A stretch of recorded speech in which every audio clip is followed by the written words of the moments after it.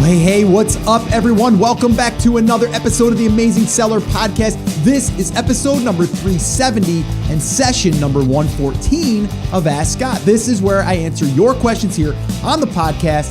And you guys know that are longtime listeners, it's one of my favorite days of the week because I get to listen to your questions and answer them for you and also connect with you. So if you guys have a question and you have not submitted it yet, you can always head over to theamazingseller.com/ask and then just leave a question there. All I ask is that you leave your first name, where you're tuning in from, and then a brief question. And I'll do my best to air it here on an upcoming Ask Scott session. Now today, what we're gonna be talking about, just to kind of give you an idea, we're gonna be talking about product approval. We're gonna be talking about the open brand versus the full brand once again. We're also gonna be talking about mixing different platforms and maybe when to do that. We're also gonna be talking about product selection criteria once again. And I'm gonna try to give you an idea exactly of the main things that I look for and that I suggest you look for when choosing a product. So that's what we're gonna be covering here today. Now, before we do jump into those different questions, I did want to give you my thoughts for this week, all right? My thoughts as far as like what kind of hit me this week that's on my mind. Well, this one right here, and this is a quote from Vince Lombardi. And the quote goes like this: "Winners never quit and quitters never win." Think about that. Winners never quit and quitters never win. If you quit, you can't win. Now, I've always talked about you can't even win if you don't start, right? So we have to start and then we have to keep trying. And if it doesn't work, we have to keep trying. You only fail, you only lose when you quit. All right? Really, really powerful stuff. And I do believe that that is the secret formula. A lot of people want the secrets. That's a big secret right there. Just don't quit. Just learn through the process. I recently did an episode, actually last episode 369, where I talked all about mindset and the secret formula. I'm doing air quotes there, right? I talked all about that in episode 369. If you did not listen to that, definitely listen to that. So I'm not gonna rant here anymore about the mindset and the secret formula. I already did that on 361. But I want you guys to just really understand that this is a process and it is going to have its ups and it's going to have its downs. And I recently was reminded of this when I went to Seller Summit and I met a ton of people, a ton of listeners, by the way. And if you guys are listening, I want to say thank you so much for sharing your stories with me. But so many people said, they might not have did good out of the gate, right? They just didn't do as good as they thought, but they didn't give up. They didn't quit. They kept going, they kept moving, right? And they learned through that process. You got to understand when you are doing anything, not just this, but when you're doing something, you're learning. And then when you're learning, you're able to apply it to the next thing, the next move. Okay? So winners never quit and quitters never win. Vince Lombardi, love it. You might want to write that one down and you might even want to print that one out. I'll link that up in the show notes, which I'm going to remind you guys about right now. If you guys want to download the show notes, the transcripts, all the goodies, head over to theamazingseller.com/370.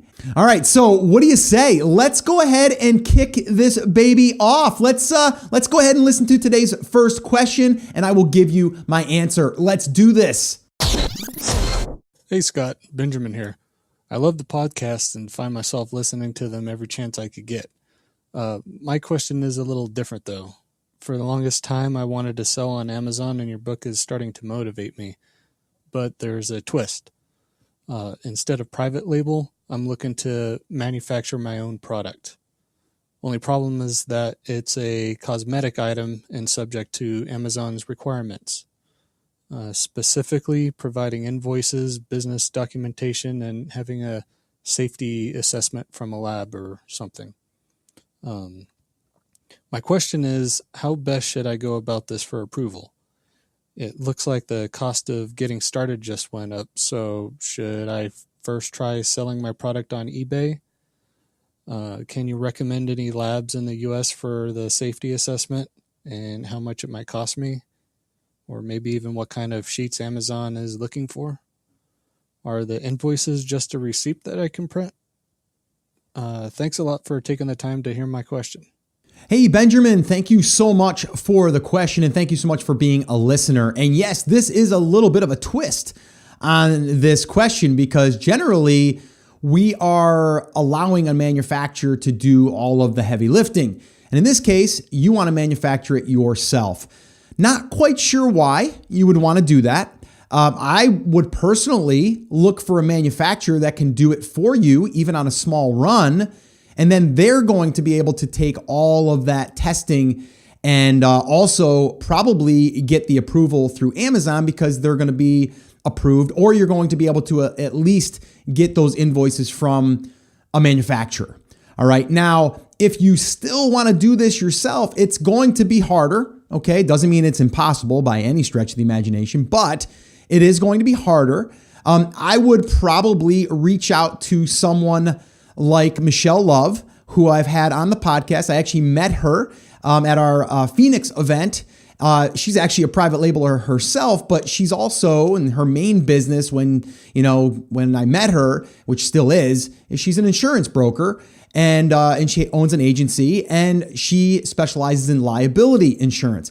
She would probably be someone that I would reach out to and discuss this, and she may be able to point you in the right direction. But there's a big but here.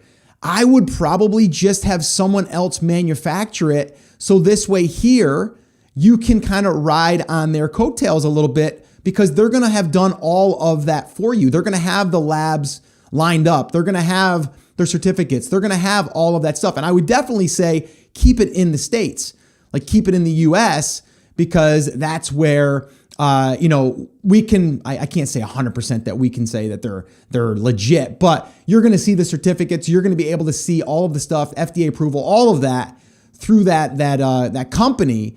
And they're also going to be able to connect you to a lab maybe that you're going to have to get tested. Maybe they won't even test it for you. You have to have it tested, and then you have to give them a certificate, but at least they're going to give you the connection of where you have to have that done. But I think for you, you're going to have a third party manufacture it, but you may have to do your own personal inspections.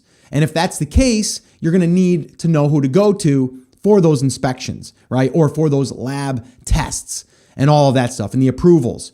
So again, just to give you some of the things that first came to my head was I would reach out to a manufacturer that's already currently, creating products similar to yours and asking them, and just sitting down, having a conversation, saying, listen, this is what I want to do. This is what I need to know. And then they're going to say, well, in order to sell, you're going to have this, and this. And then you're going to know that that's what you need.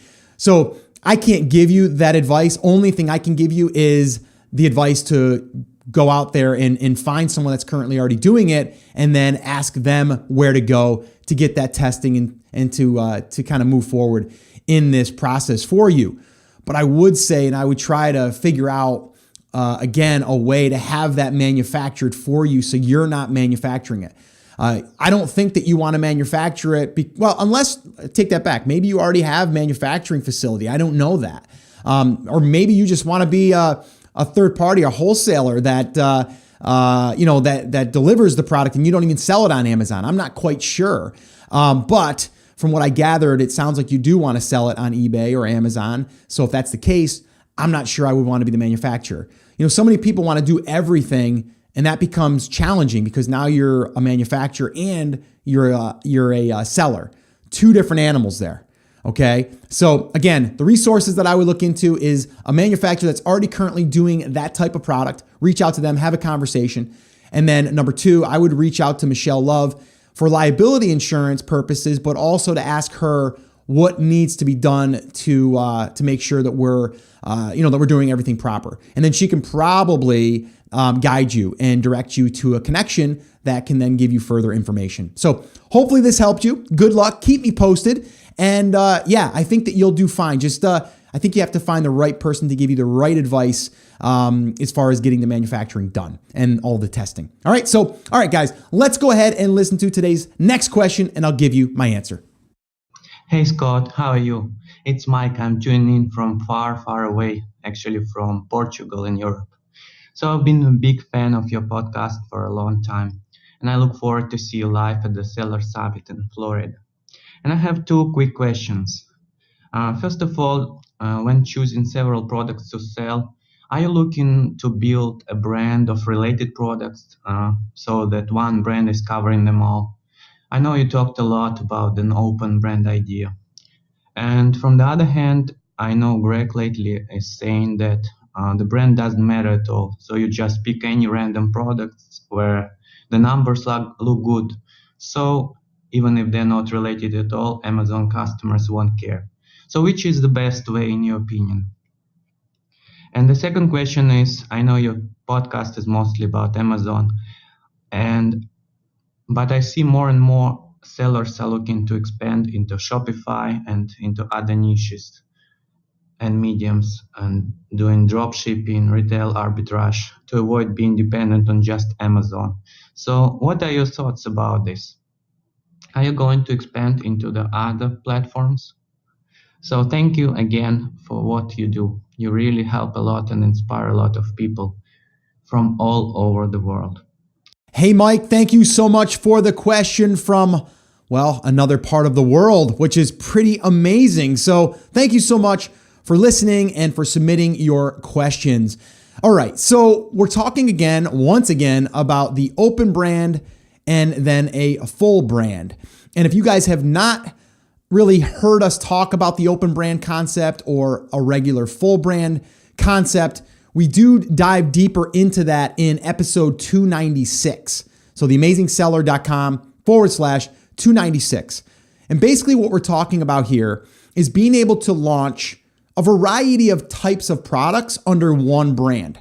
So one brand could be XYZ Wholesale or XYZ Deals, and then you can, in a sense, launch anything you want underneath that is a product in a specific brand, but then specific market. And then from there, you might say, oh, here's a different market with another product that might sell. I'm going to launch that one there. It's very similar to doing retail arbitrage underneath one brand. So if you've ever done retail arbitrage, you've pretty much done the open brand concept. It's where you have your brand, which is, XYZ Deals, and then you find something at retail at a huge discount, you list it, it's a basketball. And then you find a garlic press, and then you find a jump rope, and then you find a fishing rod, and then you find all of these different items and you can launch it underneath that open brand. The same thing goes in private labeling. We actually are doing that in one of the brands that we're partnered with Dom Sugar, where what we've done, and this was actually Dom's idea when we decided to kind of do this, was he was like, I have these two main brands. I think he's got two brands that are private labeling, very successful, but they require a lot of work, right? And he's done that and they're very successful. But he's like, there's some products that I see that I could do well, but I'm kind of limited. My hands are kind of tied because they don't go in my brand. So it'd be kind of cool to have this open brand that we can just kind of launch anything we want, whenever we want, if we see something that we feel would sell. And that's kind of how that idea came. Now, Greg Mercer has done this pretty much from the beginning, and where he has just launched, miscellaneous products under just, one brand. I think he's got a few brands, but, and I think it also comes because his mindset was, when he was doing this in the past, was he came from wholesale, maybe even some drop shipping, I'm not sure. But I know that he's definitely done wholesale in the past. And when you're doing that stuff, it's kind of like you're just trying to throw a bunch of stuff out there and seeing what sticks. And then he just kind of carried that over to the Amazon space with private label products. So the open brand, if you're just starting, I think is a great place to start because your hands are not tied. Once you go in there and you start to develop that brand, you can say, well, I'm going to try a garlic press, and then I see something over here. I'm going to try a fishing rod, and then I'm going to go over here and I'm going to try a jump rope. Like, there's different things that you can do without you feeling like it doesn't go with your product line.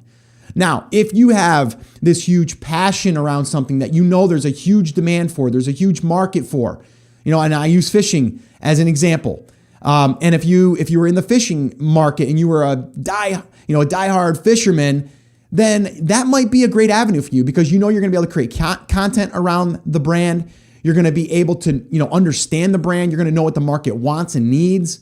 Like all of that stuff, that's a different story. And that's a full brand. Now, again, we've kind of played around in both of these and they both work. But with a full brand, you do have a better opportunity later if you ever want to exit the brand. So that's the differences. My advice, and it was funny because when I was out to Seller Summit, I had a bunch of people ask me about this. Like, if you were to start over again, what would it be? What would you do? Would you do the open brand? And the answer is, yeah, that's probably where I would start. Unless, like I said, I had someone that was going to be the front person, someone that I knew was going to be able to create content, and also a brand that I knew there was a ton of demand and it wasn't going away. It wasn't a trend. See, with the open brand, you can do trend products. You can do products that you think might only last a year, right? Because they're trending. So again, that's the open brand versus the big full brands that we talked about. So that would be my advice. Depending on where you are, depending on what you have available, around you, then I would go open brand. All right. Now, the other thing is, as far as mixing platforms, that also is going to come down to, do you have an open brand or do you have a full brand? If you have an open brand, the easiest thing to do is then just put it up on eBay or another channel like that. That's easy to just kind of put that product up.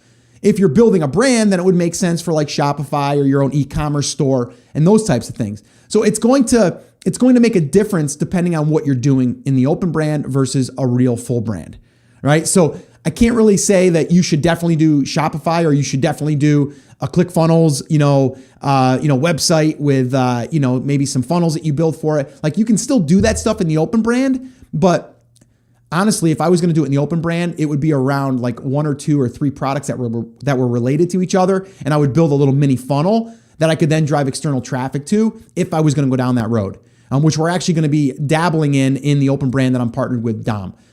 So we're going to be playing around with that. We have a few products that they go well together, and there's definitely times of the year that these do better than others, and we will probably be testing that out as well. So that's my thoughts on mixing the platforms. If you have a full brand, yes, you definitely want to start selling that on other platforms. And I would start with the easier ones, and then from there, start reaching out to other ones that you haven't tapped into yet. All right, so hopefully that answered your question. Thank you again so much for those questions. Let's go ahead and listen to one more quick question. I'll give you my answer. We'll wrap this up and you can get on with your weekend. What do you say? Let's do this. Hi, Scott. This is Jack in Charlotte, North Carolina. Hope you're doing well. Thanks so much for all you do.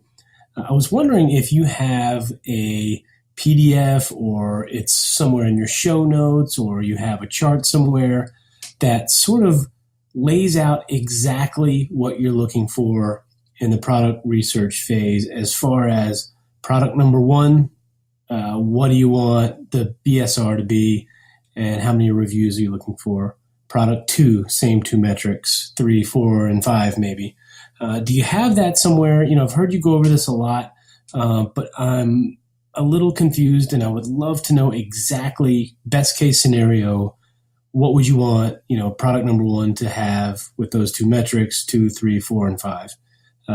If you could point me in the right direction or maybe answer the question on an upcoming episode, that would be awesome. Thanks a lot, man. Be well.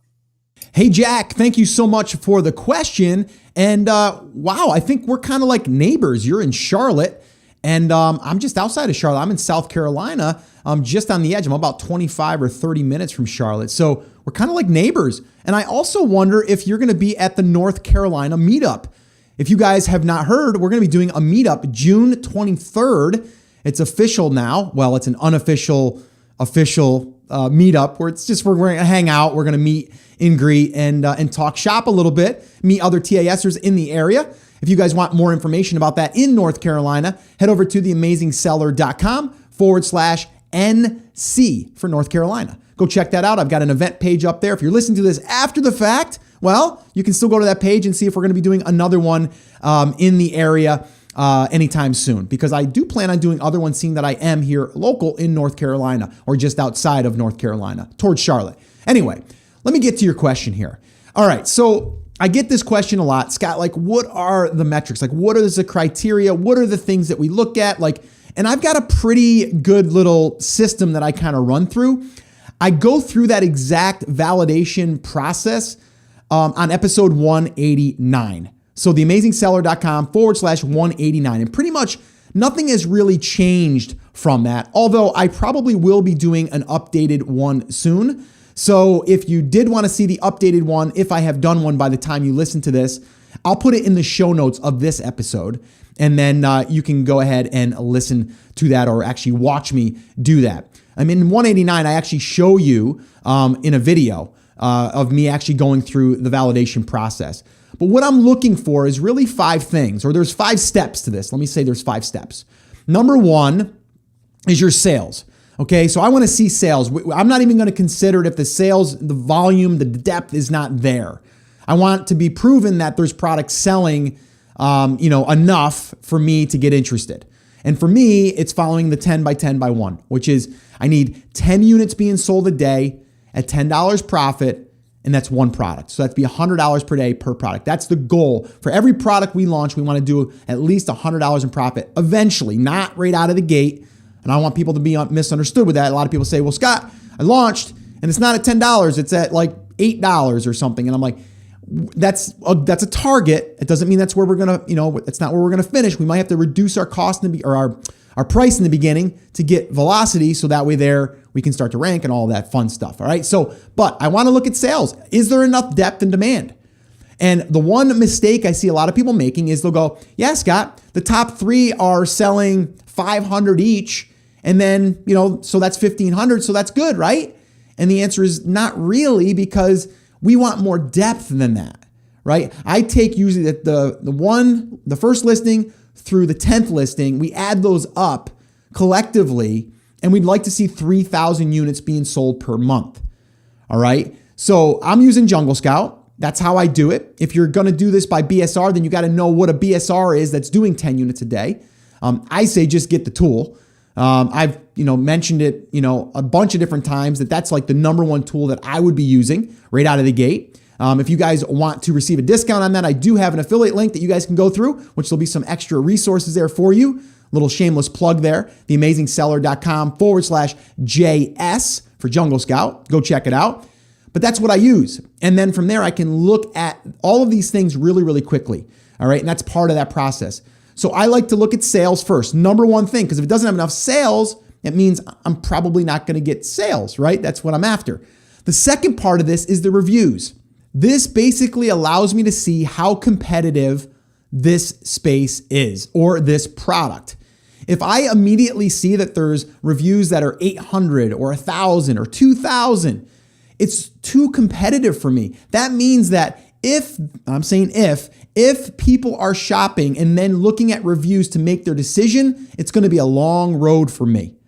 But if I find that there's 3,000 sales generated between 10 listings and all of them are under 200 reviews, that's pretty good news. That means people are buying with low reviews. So it's not review driven. Better than that, if you can find products that are selling that only have 100 or less reviews, again, that's going to be better for you because now it's easier for you to make those sales, right? Because you're not competing on reviews.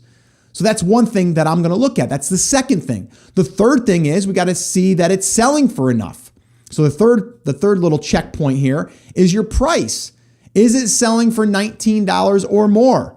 And I use $19. It could be $18. It could be $16 if your margins are right. If you can buy it for $1 or $2 and you can still sell it. But then again, you have to make sure that you're always going to be able to get at least your $16 or $17. That's why if you go for $19, you buy it right. That's usually a good rule of thumb. Obviously, the more you can charge, the better. But I also want to make sure that I'm not seeing people in there lowballing it already out of the gate, because that means that eventually it's going to start getting lowballed. And then the fourth thing that I'm looking at is the history. All right, the history. So I look at, because you might look at these numbers and go, oh, wow, look at that. Someone's selling 500 units a month and they've only got 4 reviews. Awesome. That's a home run. And you're not seeing that they just launched like 3 weeks ago and they did a huge launch with, maybe a slick deal offer or a fat wallet offer. Maybe they did something to get an influx of sales and you didn't see that because you didn't do the research of going back and looking at the history. So I always use the history of that product by looking at either Camel or Keepa. If you're in Jungle Scout, all you got to do is click on the price. It'll bring up Keepa and then you can see the history of the price. It'll also tell you how long it's been tracking for, as far as like how long that they have data for. So that'll tell you how old the product is. The other thing is you can do the BSR. You can see how it's had spikes in the BSR over time, and it'll give you really I'm looking for making sure that they haven't just started selling like 3 weeks ago or a month ago, right? I want to know that they've been at this thing for over 3, 4, 5 months at least. All right. And that's how I would do that. So that's step 4 in this process. And then 5 is I would go over to Google Trends. And again, there's another feature in Jungle Scout. You can do this. Just look at Google Trends and then you can see how it's been trending. Is it trending up? Is it trending down? Is there different times of the year that it trends higher than others? Like all of that stuff. So there's my like 5-point checkpoint list, right? Like these are the things that I go through. So number 1 is sales. Okay. And I look at the top 10 listings. Number 2 is reviews. I'm going to see that they're still selling with 200 or less reviews. Then 3, I'm going to look at the price, make sure that I'm going to be able to charge enough for it. And then 4, I look at the history, going back through whether it's the BSR or whether it's the price, see how the price has fluctuated, all of those things. And then 5 is Google Trends. And again, I go through this entire process in episode 189. All right. So check that episode out or go to the show notes of this page, theamazingseller.com/370. And if I have something done by the time this airs, I'll put it there. If not, check back and I'll try to include it there. And I'll probably do an entire podcast on what I just went through in a little bit more detail after I go ahead and shoot that video. But 189 is exactly what I still do to this day. So definitely go check that out. All right, guys. So I think that is going to wrap up this episode. I did want to remind you guys, if you have a question that you want me to ask on an upcoming Ask Scott session, head over to theamazingseller.com/ask, and you can do that. And I'll remind you also that the show notes to this episode can be found at theamazingseller.com/370. All right, guys. And remember this last one little thing that I mentioned in the beginning from Vince Lombardi: winners never quit and quitters never win. All right, guys, that's going to officially wrap this up. Guys, remember, I'm here for you. I believe in you and I am rooting for you, but you have to, come on, say it with me, say it loud, say it proud, take action. Have an awesome, amazing day, and I'll see you right back here on the next episode.